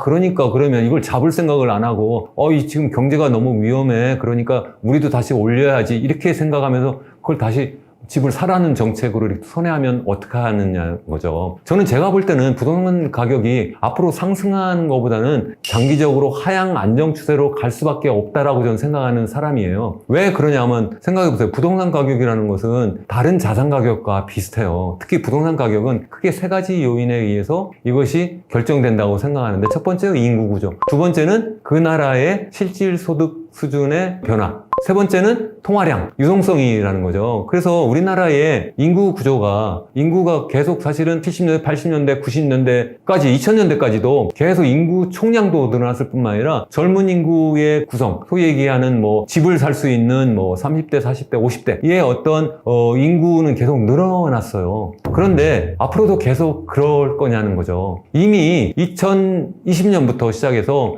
총 인구 자체가 줄어들고, 그리고 소위 생산 연령 인구라고 하는 15세 이상 64세까지의 인구도 2018년 이후 계속 감소하고 있어요. 얼마나 많이 감소하고 있느냐 하면 지금 뭐 통계청 추계로만 해도 2030년까지 그냥 평균 잡아서 매년 36만 명씩 감소하고 있다. 36만 명이 엄청난 숫자잖아요. 근데 그 숫자가 점점 더 사실 더 커질 거다. 총인구도 줄어들 뿐만 아니라 생산 연령 인구, 다시 말해서 아파트를 구매하려고 하는, 결혼해서 아기도 낳고 이렇게 하면서 이제 생활해야 되는 젊은 인구가 줄어들 가능성이 큰데, 예전처럼 과연 인구 때문에 부동산 가격이 상승하겠느냐? 그건 아니다는 말씀이고, 그럼 두 번째, 경제 성장이 계속 이루어지겠느냐? 아까 말씀드린 것처럼 잠재 경제 성장률이 계속 감소해왔고 앞으로 이게 0까지도 떨어질 가능성이 크다. 그렇게 되면 과연 어떻게 실질 소득이 감소하는 상황까지는 안 가더라도 이것이 거의 0% 수준까지 가는데 어떻게 더 좋은 집, 더 큰 집으로 이사 가려는 그런 수요가 나타나겠느냐는 거죠. 그렇게 되지 않을 가능성이 굉장히 크다. 그렇게 되면 이미 경제성장 잠재력이 계속 떨어졌는데 왜 지난 수년 동안은 그래도 계속 올랐느냐? 그거는 바로 세 번째 요인 때문에 전 그렇다고 생각을 해요. 물론 정책적인 오판도 전 있었다고 생각을 합니다만 그것뿐만 아니라 가장 큰 요인 중에 하나가 유동성 문제예요. 2020년 코로나 상황에서 전 세계적으로 돈이 엄청나게 많이 풀려서 제가 뭐라고 말씀드렸어요. 2020년에 그리고 21년에 자산 인플레이션이 엄청나게 나타났다. 그래서 우리나라뿐만 아니라 전 세계의 주식 가격 그리고 부동산 가격이 엄청나게 많이 올랐던 거예요. 다시 말씀드리면 만약에 코로나 상황이 아니었다면 아마 2019년 지나서 20년, 21년, 22년까지 계속해서 어쩌면 부동산 가격은 하향 추세로 전환되지 않았을까 이렇게 생각을 합니다. 그런데 유동성이 워낙 많이 풀리다 보니까 이게 그동안 올라갔던 부동산 가격을 더 빨리 더 많이 올라가게 이렇게 만들었다는 거죠. 그런데 그 상황이 어떻게 되겠습니까? 이게 또 바뀌고 있다는 거예요. 다시 이 부동산 가격을 상승으로 이끌었던 유동성이 줄어들고 금리가 이제는 저금리가 아니라 고금리로 바뀔 거고 떨어지지 않을 거다. 그 이유는 왜라고요? 아까 말씀드린 것처럼 예전처럼 그렇게 저인플레이션이 계속 유지가 되지 않을 거고, 그렇기 때문에 우리나라뿐만 아니라 전 세계의 기준금리가 높게 유지가 될 수밖에 없고, 그렇기 때문에 시장금리도 높게 유지가 될 수밖에 없고, 그렇기 때문에 시중에 그렇게 유동성이 옛날처럼 풍부하게 풀리지 않을 거다. 인구로 봐도 그렇고 우리나라의 어떤 실질 소득의 증가 추세를 우리 전망해도 그렇고 유동성 추세로 봐도 우리의 부동산 가격이 앞으로 계속 오르지 않을 거다. 현 정부가 이거 젊은이들한테 이 보금자리론 이거 갖다 쓰세요. 그래서 돈 빌려 집 사세요. 이런 정책을 썼다가 만약에 앞으로 계속 떨어지면 누가 책임질 겁니까? 그래서 저는 정말 정부가 이런 정책은 정말 신중하게 써야 된다. 정말 걱정은 이렇게 부동산 가격이 하향 추세로 떨어지면서 가계 대출이 부실화되면 제2금융기관부터 시작해서 부실화가 이제 계속 금융기관으로 확산되고, 그래서 그게 바로 신용경세로 나타나고, 그래서 그게 금융위기고 경제위기로 나타나고 나중에는 그게 외환위기까지 확산될 수도 있는데, 그것은 어떻게 보면 그거는 우리 금융감독기관이 있잖아요. 그리고 또 우리나라의 재정경제부가 있잖아요. 거기에서 이걸 좀 미시적으로 대처를 해야 되는 것이지 이걸 거시적으로 금리를 올리지 마라. 우리나라의 호화 인플레이션, 우리나라의 아까 말씀드린 식료품과 그리고 에너지 가격을 제외한 인플레이션은 우리나라도 똑같이 떨어지지 않은 상태거든요. 근데 그거 보고 계속 떨어뜨려야 된다 그렇게 얘기를 하고, 또 그리고 또 실제 그래서 정부가 나서가지고 대출 금리를 막 낮춰줘라 이렇게 하게 되면 도리어 낮춰주었다가 나중에 금융기관들 부실화가 더 가속화되면 그건 또 어떻게 할 거냐는 거죠. 그렇게 할 수가 없다는 거고, 그리고 이 부동산 가격이 우리나라의 인구 고령화와 굉장히 밀접한 관계가 있어요. 그래서 이 부동산 가격을 계속 상승 쪽으로 만들어 놓게 되면 우리나라는 정말 답이 없다라고 저는 생각을 합니다. 그래서 이것을 그렇게 계속 유지하면 안 된다. 그러면 개인은 어떻게 해야 되느냐? 정말 개인은 정말 이렇게 어려운 때 정말 어떻게 해야 될지 저도 정말 답이 없어요. 솔직하게 말씀드리면 마치 우리 외환위기 때 막상 그러한 상황이 닥치니까 얼마나 많은 사람들이 일자리를 잃고, 그래서 많은 분들이 이혼을 하고 자살을 하고 정말 회복 불능의 상태로 빠졌습니까? 그래서 이런 상태로 가지 않게 정말 우리 정부가 정말 잘해줘야 되겠다 하는 그러한 생각이 정말 들고요. 우리 개인 투자자들의 입장에서 보면 어쨌든 정말 조심해라. 당장 그렇다고 아까 말씀드린 것처럼 주식 가격이 떨어지니까 당장 파세요. 그런 뜻은 아니다라는 말씀을 드리고 정말 신중하게 해야 된다 하는 말씀이고, 다만 저 같다면 주식 투자자라면 좀 현금 비중을 계속 높여가는 방식으로 그렇게 하겠다는 말씀 정도. 그렇다고 해서 막 여러 가지 뭐 우리 인버스 뭐 ETF부터 시작해가지고 거꾸로 막 가격이 떨어지니까 그쪽에 막 그것도 뭐 곧버스 뭐 그 이상 막 해가지고 막 엄청난 투기 베팅을 하는 것은 아니다라고 제가 정말 간곡히 말씀드립니다. 호모사피엔스 30만 년 역사상 이렇게 출산율이 낮았던 거는 우리 대한민국 한민족밖에 없어요. 전 세계에서 가장 늙은 나라가 될 것이다. 나는 내가 나이 들었기 때문에 난 그런데 우리 국가가 돈 쓰는 거나 반대, 이렇게 생각하시는 분들 계실 수 있겠지만, 이 방송을 시청하시는 많은 분들 보통 40대 50대 이런 분들 계실 텐데 100세까지 살아요. 지금 태어나는 아이들이 40년 뒤에는 몇 살인가요? 그 친구들이 여러분의 노후를 책임진다니까요.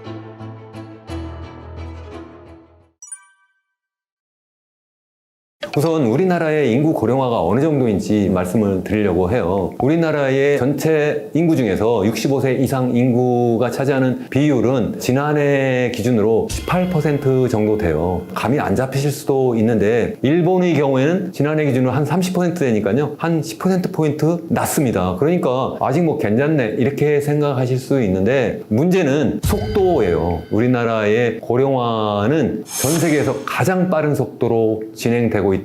늙은 나라 이렇게 생각하면 제일 먼저 떠오르는 게 일본이고, 그리고 또 이제 유럽 국가들이라고 생각을 하시는데, 유엔 통계에 의하면 2050년 정도에 가면 우리나라가 일본과 함께 전 세계에서 가장 늙은 나라가 될 것이다. 고령화 비중이 가장 높을 것이다. 예측을 하고 있어요. 그럼 왜 그렇게 되고 있느냐 하는 문제를 생각을 해봐야 되잖아요. 그 이유는 오래 살기 때문에 그렇죠. 당연히. 그래서 전 세계적으로 보면 기대 수명이 일본이 지난해 기준으로 한 85세, 우리나라는 한 84세 정도 된다고 해요. 그렇지만 이건 그렇게 빠르게 증가하는 건 아니잖아요. 그리고 또 이거 증가하는 것은 또 우리에게 좋은 일일 수 있는 거잖아요. 누구나 다 오래 살고 싶은 거니까요. 그것을 마다할 수는 없는 거죠. 그러면 왜 문제가 되느냐 하면 바로 출산율이에요. 우리나라 얘기하는 소위 합계 출산율이 우리나라는 지난해 0.78명이었어요. 0.78명은 OECD 평균 1.5명 정도보다 훨씬 낮을 뿐만 아니라 OECD에서 가장 낮은 수준이고요. OECD에서 두 번째로 낮은 나라라고 하는 이탈리아가 지난해에 1.23명 정도였어요. 1.23명? 우리나라는 0.78명인데, 그리고 그 다음 그리스가 1.28명이었어요. 다시 말해서 OECD 국가들이 대부분 출산율이 낮은 나라들인데, 그 중에서 두 번째 낮은 나라도 합계 출산율이 1명이 아니라 1.23명, 세 번째 낮은 나라도 1.28명이 되는데, 우리나라는 이미 1명도 안 되는 0.78명이었다. 그래서 지난해에 겨우 25만 명 태어났습니다. 그러면 이게 어느 정도 낮은 거냐 하면, 우리나라가 지난 수십 년 동안 생각해보면 한 70년대 초까지는 매년 100만 명 태어났어요. 합계 출산율도 한 5명 이상 되었어요. 70년대 초반까지만 해도 매년 100만 명 태어났다. 그때와 비교하면 지금 몇 년 지났나요? 50년 만에 4분의 1 정도로 줄어들었다. 그러면 100만 명 태어나던 그 인구가 이게 50만 명까지 떨어지던 때가 언제냐 생각해보면 한 2000년대 초예요. 2000년대 초가 되면 한 50만 명까지 떨어지거든요. 그때부터 시작해서 다시 또 반쪽이 났다 하는 말씀이고, 그래도 한 20년 걸렸구나 이렇게 생각하시지만, 사실 2000년대 초부터 2010년 초까지는 거의 그 수준을 계속 유지합니다. 그래서 2010년 초반, 2012년까지 거의 50만 명, 48만 명 정도 태어나거든요. 그때 합계 출산율이 2012년에 1.3명 정도 되었어요. 불과 10년 만에 반쪽 났다는 거예요. 1.3명에서 0.78명이 됐고, 그리고 출생 아수가 50만 명에서 겨우 25만 명으로 줄어들었다. 10년 전에 태어난 사람들에 비하면 얼마나 많이 줄었어요. 사실 20년 전에 태어난 아이들이 지금 이제 대학교 막 들어가고 있어요. 그리고 지금 10년 전에 태어난 아이들이 이제 초등학교 졸업하고 중학교 정도 막 갈 나이 정도 되고 있잖아요. 이 젊은 유소년들이 이제 우리 미래를 책임져야 되는데 그 인구가 굉장히 크게 줄어들고 있다는 거예요. 이것이 정말 큰 문제다. 그럼 우리나라만 그렇게 큰 문제 문제냐? 물론 전 세계적으로 사실 인구 고령화는 다 진행되고 있어요. 문제는 우리나라가 가장 빠르다. 전 세계적으로 보면 사실 평균 수명은 산업혁명 이후에 한 100년이 지나서 산업혁명은 한 18세기 중엽에 시작됐다고 우리가 알고 있잖아요. 근데 한 19세기 중엽부터 한 100년이 지나서 산업혁명이 서구권으로 확산된 다음부터 드디어 이제 식량 생산도 늘어나고 그리고 여러 가지 의료 보건 기술도 많이 늘어나고 이렇게 되면서 수명이 그 이전에 산업혁명 시작하는 당시까지만 해도 한 40세가 안 되었었는데 이게 굉장히 빠르게 증가합니다. 그렇게 빠르게 증가했는데 합계 출산율은 그거보다 또 100년이 지나서 20세기 중반부터 시작해서 빠르게 감소하기 시작해요.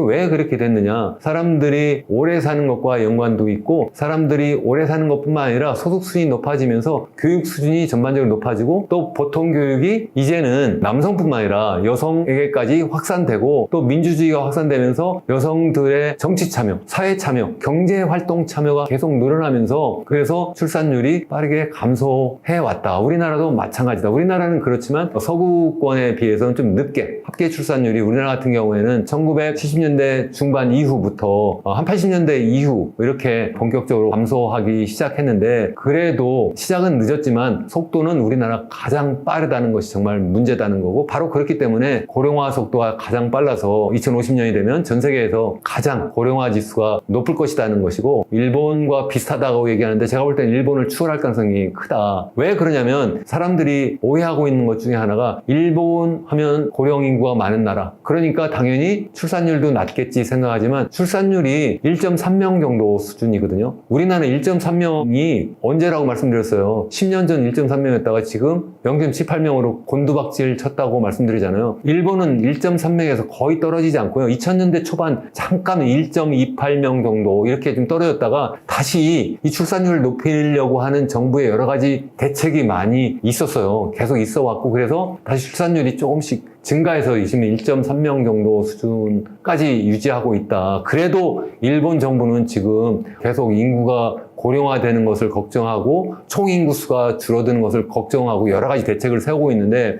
우리나라는 2006년 이후에 소위 저출산 고령사회위원회를 만들고 그렇게 해서 정부가 여러 대책을 내놓는다고 내놨는데 지난 15년 이상 기간 동안 260조 이상의 정부 예산을 쏟아 부었는데도 불구하고 엄청나게 빠르게 출산율이 줄어들고 그리고 출생아 수가 감소해왔다는 것이 정말 문제라는 거죠. 이렇게 되면서 여러 가지 이제 사회적인 문제, 정치적인 문제, 경제적인 문제, 군사적인 문제가 나타날 수밖에 없다는 거예요. 어떤 문제가 있겠느냐? 당장 사회적으로 보면 사람들이 나이가 들어가면서 사회 구성 비율이 노인들이 많고 그리고 또 젊은이는 상대적으로 줄어들면서 자연스러운 갈등이 있을 수도 있겠다. 왜 그러냐면 나이 든 분들은 점점 더 오래 살아요. 집에서도 보면 예전에는 한 세대 전, 두 세대 전에는 우리 할아버지 세대 한 60세 남짓 살면 정말 오래 사시는 거다 해서 우리가 한갑 잔치도 해드리고 이랬잖아요. 그런데 지금은 우리 부모님 세대만 해도 80세, 90세가 돼도 아마 안 돌아가실 거라고 저는 생각을 해요. 이 방송을 시청하시는 많은 분들 보통 40대, 50대 이런 분들 계실 텐데 제가 볼 때는 여러분들 우리나라 기대수명이 80대 중반 아니 84세니까 그때까지만 살 것이라고 생각하실지 모르지만 제가 볼 때 장단컨대 평균적으로 아마 100세까지는 다 사실 거라고 생각을 합니다. 그럼 우리 후세는 그 이상 120세까지도 막 살 거다 이렇게 생각을 저는 하고 있는데 그렇게 되면서 결국 뭐냐면 부모 세대가 계속 살아계시니까 우리의 그 자손 우리의 자식 세대가 부모 세대로부터 자연스럽게 재산을 물려받을 수가 없는 상황이에요. 집이라든가 여러 가지 자산을 물려받지 못하게 되는 상황이고 부모는 그냥 그 아파트에서 계속 그 집에서 살아야 되는 상황이 되고 그러니까 자식은 어디에 살아야 되느냐 이런 문제가 발생하게 되고 자연스럽게 세대 간에 갈등이 있을 수밖에 없다는 말씀을 드리는 거고요. 이것이 사실은 노인들이 많이 늘어나게 되면 당연히 그분들이 점점 더 정치적인 발언권이 커질 커질 수밖에 없고 또 그분들의 의사에 따라서 정책이 많이 쓰여질 수밖에 없는 상황이 될 것이다. 다시 말해서 그분들이 원하는 건 뭐예요? 가능하면 노후를 편안하게 살 수 있도록 여러 가지 사회보장 시스템을 더 많이 강화해달라. 근데 사회 젊은 사람들은 그렇게 하면 나중에 지금 그렇지 않아도 여러 가지 연금부터 시작해서 여러 가지 적자가 지금 눈앞에 당장 보이고 있는데 더 큰 문제가 발생할 수 있지 않겠느냐. 그러면 우리가 어떻게 이것을 앞으로 우리 미래 세대는 어떻게 할 거냐. 이런 세대 간의 갈등이 많이 나타날 수밖에 없다는 거예요.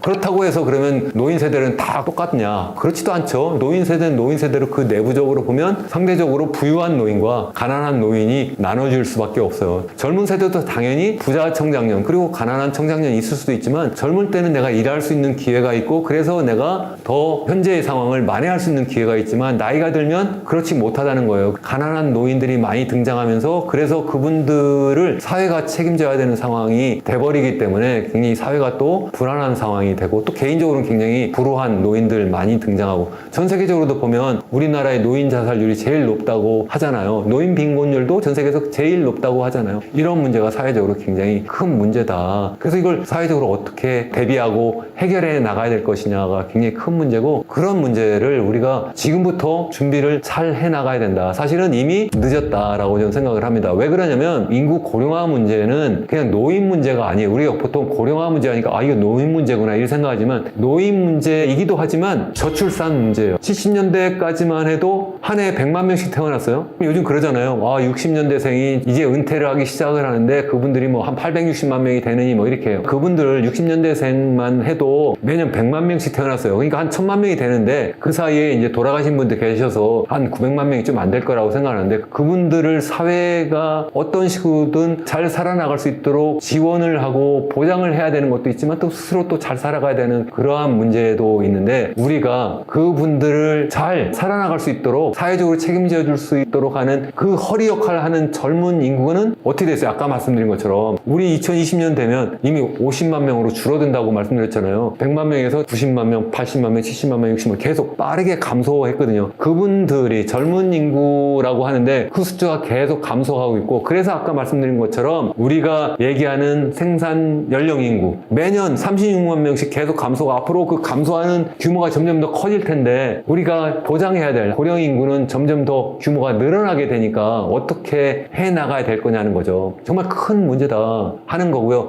그러니까 그러면 대책은 뭐냐? 대책은 저는 근본으로 돌아가야 된다고 생각을 합니다. 무슨 말씀이냐면 출산율을 높이는 게 제일 중요하고 근본적인 고령화 대책이다. 이거 무슨 얘기야? 이제 아기 나가지고 그러면 어떡해? 지금 우리 출산율이 0.78명이고 그래서 25만 명 태어나는데 이 아이들이 20년 뒤면 25만 명이 이제 사회에 서서히 나가기 시작을 해요. 굉장히 적은 인구가 이제 사회에 나가서 점점 늘어나는 우리 고령 인구를 떠받쳐야 되는데 앞으로도 계속 줄어들면 어떡할 거예요? 아니면 25만 명 계속 수준에 유지하면 정말 사회가 지탱할 것이냐는 거죠. 아니라는 거예요. 그래서 근본적으로 이 젊은 인구를 계속 확충해 나가는 그러한 출산율을 높이는 정책을 써야 된다. 그러면 그래도 난 못 기다리겠는데 내가 나이가 지금 몇인데 나는 내가 나이 들었기 때문에 난 그런데 우리 국가가 돈 쓰는 거나 반대 이렇게 생각하시는 분들 계실 수 있겠지만 60세라고 생각해 보세요. 여러분이 몇 세까지 사신다고요? 100세까지 살아요. 지금 태어나는 아이들이 40년 뒤에는 몇 살인가요? 40살이에요. 그 친구들이 여러분의 노후를 책임진다니까요. 그 젊은 층이 결혼하고 아기를 낳을 수 있도록 하는 사회적 분위기, 사회적 정책을 만들어서 이 사람들이 출산율을 높일 수 있도록 그렇게 만들어주는 것이 그게 바로 좋은 정책이다 하는 말씀을 제가 우선 드립니다. 그러면 어떻게 해야 되느냐? 2016년 이후에 260조 정도의 저출산 예산을 정부가 썼다 이렇게 얘기했는데 이것을 비용이라고 생각하는 것이 아니라 투자라고 생각하면 어떨까 하는 생각입니다. 마치 한 나라가 전략산업을 육성하거나 아니 후진국의 경우에는 유치산업을 육성하기 위해서 어떻게 하나요? 그 산업을 선정해서 집중적으로 정부가 여러 가지 지원을 하죠. 그 지원을 직접적인 보조금을 지급하기도 하고 세제 지원도 하고 뭐 여러 가지 R&D 지원도 하고 막 이렇게 해요. 그러면 그게 비용인가요? 아니죠. 사회적 투자라는 거예요. 그렇게 투자를 하면 그 기업이 우리나라의 미래를 책임지는 기업이 돼가지고 거기서 고용도 하고 거기에서 소득을 창출해서 우리가 같이 먹고 살잖아요. 똑같이 하자는 거예요. 그래서 우리가 그러한 기본적인 우리의 그 생각을 바꿔야 되겠다. 저출산 대책을 세우는 것은 정부가 비용을 지출하는 것이 아니라 투자를 하는 것이다. 첫 번째. 두 번째는 이것을 그냥 조금 여기에서 조금 저기에서 조금 이런 식으로 해서 대책을 세우면 안 된다. 지금은 어떻게 하고 있어요? 대책이라고 하는 것이 중앙정부가 하는 것보다 지방자치단체가 여기서 조금 저기서 조금 출산 장려금이라고 해서 어디는 100만 원 어디는 200만 원 그걸 갖다가 뭐 1년만 주느니 2년만 주느니 이거 갖다 최근에 조금씩 늘려가고 있는데 지금 못 잡고 있는 거잖아요. 그 증거가 뭐예요? 계속 출산율이 떨어지고 있잖아요. 이걸 정말 어떻게 저출산 고령사회위원회가 있었고 그동안 중앙정부부터 지방정부가 뭐 260조를 썼느니 어쨌느니 하는데 계속 출산율이 감소한 거에 대해서 그 누구도 책임을 안 진다는 거예요. 그러면서 뭐라 그러냐면 사회적인 분위기가 바뀌고 문화가 바뀌고 그래서 출산율이 계속 감소했으니까 아무도 책임이 없다. 어쩌면 이런 얘기를 할 수가 있는 거예요. 이거는 전 세계적으로 정말 사상 유례가 없는 것뿐만 아니라 우리 호모사피엔스 30만 년 역사상 이렇게 출산율이 낮았던 거는 우리 대한민국 한민족밖에 없어요. 어떻게 이것을 그냥 이렇게 내버려 둘 수가 있냐는 거죠. 그래서 이것을 그렇게 하면 안 되고 중앙정부가 책임져야 된다. 지방자치단체는요 재정 자립도가 20-30%밖에 안 돼요. 중앙정부가 다 교부금 줘가지고 하는 건데 그걸 줘가지고 지방자치단체 보고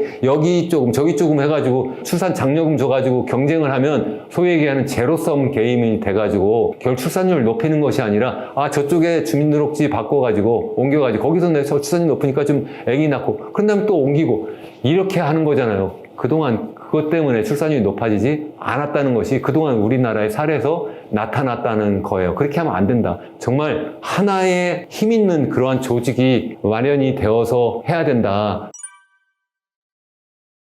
제가 지난번 출연에서도 한번 말씀을 드렸는데 인구부를 만들어야 된다. 인구 문제, 저출산 고령화 문제를 총괄하는 그러한 부처를 만들지 않으면 제가 볼 때는 앞으로 안 된다는 거고요. 이미 일본은 수년 전부터 1억 인구 총괄상이라고 해서 장관급의 그런 부서를 만들어서 열심히 지금 저출산 문제를 어떻게든 해결하려고 하고 있고 고령화 문제도 해결하려고 하고 있어요. 근데 우리나라는 그렇게 하지 못하고 있어서 이 문제를 정말 범정부적인 조직을 만들어서 해야 되겠다. 왜 그런 조직이 필요하냐 하면 저출산 고령화 문제는 경제 문제이기도 하고 건설 교통 문제이기도 하고 이것이 국방 문제이기도 하고 여러 사회 문제이기도 하고 여러 가지 문제가 종합적으로 해결되지 않으면 안 되는 그러한 문제라는 거예요. 그래서 과연 근본 원인이 뭐냐를 우선 알아야 되잖아요. 그동안 사실은 저출산의 원인에 대해서 조사기관에서 조사도 하고 아니면 학자들도 조사도 하고 막 이렇게 해왔어요. 조사하는 사람이 어떻게 질문하냐에 따라서 거기에 있는 그 답안에서 선택을 해야 되기 때문에 굉장히 조사자의 의도에 따라서 아니면 의도하지 않았다고 해도 그 질문지의 답안의 유형에 따라서 결과가 달리 나타날 수밖에 없어요. 지난 3월 중앙일보와 SDI라고 하는 조사기관이 조사한 저출산의 원인에 대한 조사 결과가 있더라고요. 그래서 제가 그것을 보면서 내가 생각한 거랑 어떻게 보면 이렇게 똑같이 나왔지? 하는 탄성을 제가 질렀어요. 그 결과가 어떻게 나왔느냐 하면 그걸 남성과 여성으로 구분하고 또 전체 묶어서도 했는데 저는 이걸 남성과 여성 구분해서 봐야 된다고 생각을 해요. 남성만 놓고 보면 우리나라의 저출산 원인은 첫 번째 불안정한 일자리 문제. 일자리를 구하기가 힘들어요. 제가 대학교에서 현재 강의를 하고 있는데 우리 학생들이 졸업할 때 일자리가 없어요. 일자리를 구하지 못해. 1년 정도 그냥 거의 뭐 취업하려고 여기저기 원서 내고 막 이렇게 하고 그냥 일시적으로 어디 가서 아르바이트하고 엔잡을 뛰고 막 이렇게 해요.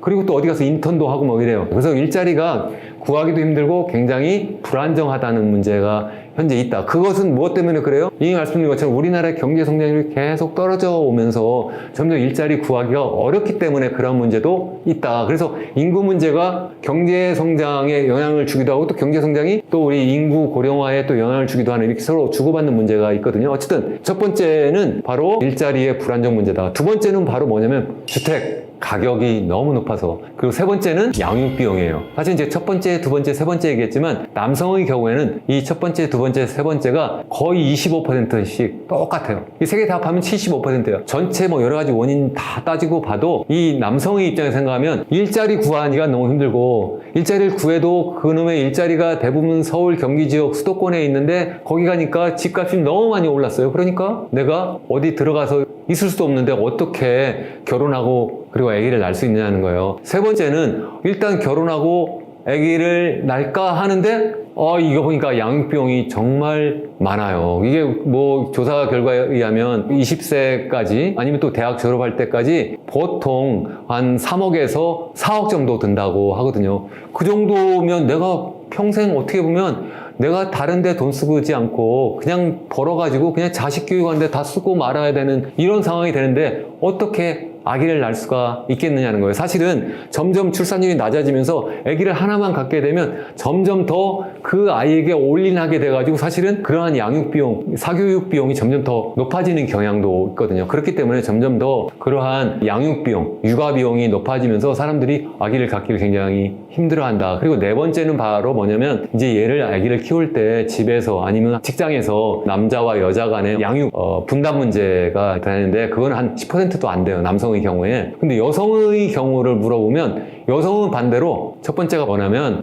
양육, 육아를 남녀가 공평하게 나누지 못한다고 생각을 해요. 그게 너무 힘든 거예요. 그러니까 내가 아기를 가졌다고 하면 내가 결혼해서 아기를 가지면 내가 취업하는 것도 힘들 뿐만 아니라 취업을 해도 내가 그만둬야 되는 상황이 돼서 경력이 단절되고 다시 복귀를 못하는 상황이 될 가능성이 너무 크니까, 아니면 불이익을 당할 가능성이 너무 크니까 못하겠다. 이런 사람들이 31% 정도 됩니다. 여성의 경우에 단연코 1위라는 거예요. 두 번째가 뭐냐면 양육비용이 한 20% 정도 됩니다. 그리고 나머지 일자리 구하는 문제, 일자리 불안정한 문제, 그리고 부동산 문제. 이게 이제 세 번째, 네 번째. 여성의 경우에 좀 다르다 하는 말씀을 드려요. 그럼 구체적으로는 어떻게 해야 되느냐? 이 각각에 대해서 해결 방안을 찾아보자는 거예요. 그래서 첫 번째는 아까 일자리 문제잖아요. 그래서 일자리를 그럼 어떻게 만들어 주느냐? 쉽지 않은 문제죠. 제일 중요한 건 어떻게 해요? 그냥 우리의 경제 성장률을 높이면 되잖아요. 이거는 이미 인구가 고령화되면서 계속 낮아지고 있기 때문에 쉽지 않다. 그래서 할 수 있는 방법은 결국은 청년 일자리를 많이 만들어 줘야 되는 건데 정말 쉽지 않은 문제다. 그래도 전 생각을 해볼 수 있는 것은 많이 욕을 먹을 수도 있는 문제인데, 기왕이면 공무원이라든가 공공기관의 경우에는 결혼하고 아기를 출산하는 남자와 여자에 대해서 조금씩 혜택을 줄 수 있는 방안을 좀 찾아보면 어떨까. 이거는 우리 사회가 정말 앞으로 살아나야 되는 정말 절체절명의 그러한 중요한 문제를 해결하기 위한 하나의 방안으로서 뭐 크게도 아니지만 어쨌든 그래도 결혼하면 이 사회가 그래도 어느 정도 우리를 도와주려고 하는구나 느낌을 가질 수 있도록 하는 것이 좋지 않을까, 이런 생각을 저는 하는 거예요. 그리고 두 번째, 우리가 주거 문제잖아요. 주거 문제도 우리가 적극적으로 해결해야 된다. 제가 예전에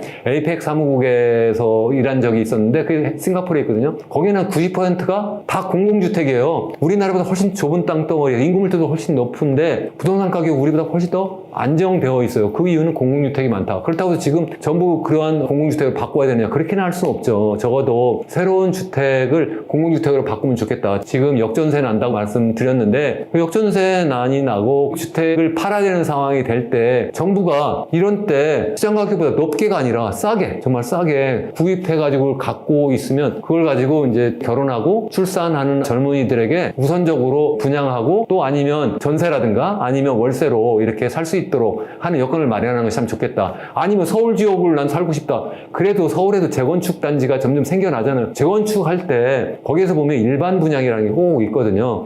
이걸 모든 사람 대상으로 하시지 말고 기왕이면 젊은 층, 그것도 결혼하고 그리고 아기를 출산하는 그러한 숫자에 따라서 꼭 뭐 3명 이렇게 하지 말고 1명, 2명, 3명에 따라서 조금씩 가산 좀 주면서 포인트를 조금씩 좀 높여가면서 일반 분양의 혜택을 자꾸 주는 방식으로 하면 좋겠다. 제일 중요하다고 할 수도 있는데 어떻게 하면 양육을 책임질 거냐. 아까 말씀드린 것처럼 한번 태어나면 이게 보통 문제가 아닌 거예요. 이게 대학 졸업할 때까지 얼마가 드는지 보통 3억 이렇게 얘기를 하는데 그 3억이라고 하는 돈은 내가 정말 앞으로 감당하기 너무 힘들단 말이죠. 만약 둘을 낳으면 6억이 되잖아요.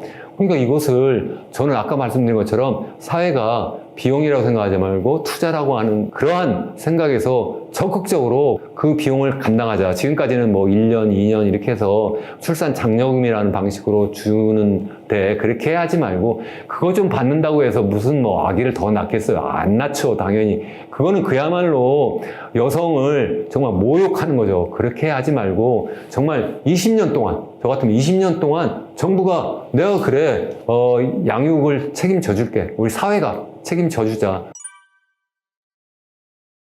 그럼 어떻게 하면 되느냐? 제가 이제 주장하고 있는 것은 뭐냐면 일단 태어나면 매달 100만 원씩 1년에 1200만 원, 10년이면 1억 2천, 20년이면 2억 4천을 그 아이에게 육아 수당으로 주자는 거예요. 누구한테 주느냐? 부모가 아니라 아이에게 주자는 거예요. 그러면 어휴 그 많은 돈 이렇게들 생각하세요. 그러나 지금 지난해 25만 명 태어났다고 했잖아요. 제가 이걸 주장하기 시작한 것은 벌써 한 3년 전. 그 당시에 30만 명 태어났거든요. 30만 명 태어나는 걸로 기준해도 1년이면 얼마예요? 1억 2천씩이니까 첫 해에 3조 6천억 원 정도 예산이 필요합니다. 그만큼 투자하는 거예요. 그러면 매년 또 늘어나지 않느냐? 맞습니다. 그럼 이 두 번째 해는 7조 2천억. 그 10년이 되면 얼마가 되느냐? 36조 원이 됩니다. 36조 원이 필요하다. 36조 원이면 어느 정도냐? 감이 안 잡히실 텐데 올해 우리나라의 저출산 예산이 한 그 정도 된다고 우리가 보고 있어요. 그럼 10년이 되면 그때 가면 우리나라가 올해 36조 정도 저출산 예산으로 지급하려고 하는 정도 예산이 필요하다. 20년이 되면 72조 정도 되죠. 그 사이에 우리나라 경제 규모는 자꾸 커지고 이렇게 해서 그 정도는 충분히 여력이 될 거다는 거고 출산율이 자꾸 늘어나서 그러면 출생아서 늘어나면 그럼 어떡하냐. 그건 너무 감사한 일이니까 그건 뭐 얘기할 것도 없다고 생각을 하는 거고요. 그러면 그 아이가 그 돈 가지고 다 뭐 하는데 저는 그 돈을 부모한테 드리자는 것이 아니고 적어도 이 아이가 크는데 걱정하지 말게 하자는 거예요. 그래서 우리 연금 같은 경우 뭐가 있나요? 연금 기금이 있잖아요. 공무원 연금 관리공단 뭐 이런 것처럼 뭐 조직이 있는데 이러한 것처럼 유소년 수당을 관리하는 그러한 조직을 만들어서 준정부 조직을 만들어서 거기에서 관리를 하면서 부모가 얘를 키울 때 제가 생각할 때는 한 50% 정도는 이 실제 비용으로 지급할 수도 있지 않을까 싶어요. 그러면 제가 아까 첫 해에 1200만 원이니까 그게 20년까지 하면 2억 4천 정도 든다고 하잖아요. 그러면 한 1억 2천 정도는 그냥 그 아이가 적어도 대학 들어가고 좀 커나가는 과정에서 필요한 비용을 쓰도록 이렇게 하자는 거예요. 그러나 나머지는 그냥 다 쓰도록 하지 말고 채권 투자하고 주식 투자, 뭐 ETF 투자도 있고 여러 가지 투자 방법식이 있잖아요. 아니면 은행에도 장기적으로 넣어놔가지고 적어도 그 돈이 계속 불려나갈 수 있도록. 그래서 이 아이가 대학을 졸업하고 사회 나갈 때는 지금은 어떻게 되면 대학생 학자금 대출이라고 해가지고 1,000만 원, 2,000만 원 이렇게 빚을 짊어지고 나가요. 근데 나갔는데 일자리도 없어요. 근데 그렇게 하지 말고 이걸 가지고 이 젊은이가 이 사회 나갈 때 자본가로서 나가게 하자는 거예요. 그렇게 해서 스스로 그 돈을 가지고 자본 투자. 실제 그래서 이 사회에 나가가지고 앞으로 디지털 사회가 되면서 이 사회가 정말 급변하고 일자리도 더 점점 더 부족해질 텐데 이러한 때에 이 아이가 이 사회에 나가서 빚더미를 짊어지고 처음부터 그냥 낙오하지 않고 사회에 나가서 제대로 커나갈 수 있도록 이렇게 하자는 거예요. 이렇게 여러 가지 대책이 있는데 이러한 대책을 다시 말씀드리지만 어느 한 부서에서 어떻게 저출산 고령사회위원회에서 할 것이면 보건복지부에서 할 것이냐는 거죠. 재정경제부에서 그냥 호락호락하게 그렇게 하세요 이렇게 하겠습니까? 지금 그래서 정부조직 개편안이 지금 국회에 계류 중인데 정말 간곡히 제가 부탁드리는데 여야 합의도 안 되잖아요. 기왕이면 사회적 합의를 이렇게 하면 얼마나 잘하겠어요. 남성, 여성 다 찬성할 거고 여야 다 찬성하고 이게 바로 젊은 세대, 나이 든 세대도 다 저는 좋다고 생각할 거라고 생각해요. 대다수가. 그렇게 해서 정말 우리 미래를 준비하고 그렇게 해서 우리나라가 정말 복지 국가가 돼서 정말 우리가 미래가 지속 가능한 사회가 돼야 되지 않을까 저는 이런 생각을 정말 합니다. 80년대 짜장면이 500원이었어. 지금 짜장면 얼마입니까? 8, 9천 원 하죠. 새우깡이 얼마나 올랐죠? 30배 올랐네. 새우깡의 가치가 30배 올라갔습니까? 금리가 올라가요. 그러면 세입자 입장에서 전세를 선호할까요? 월세를 선호할까요?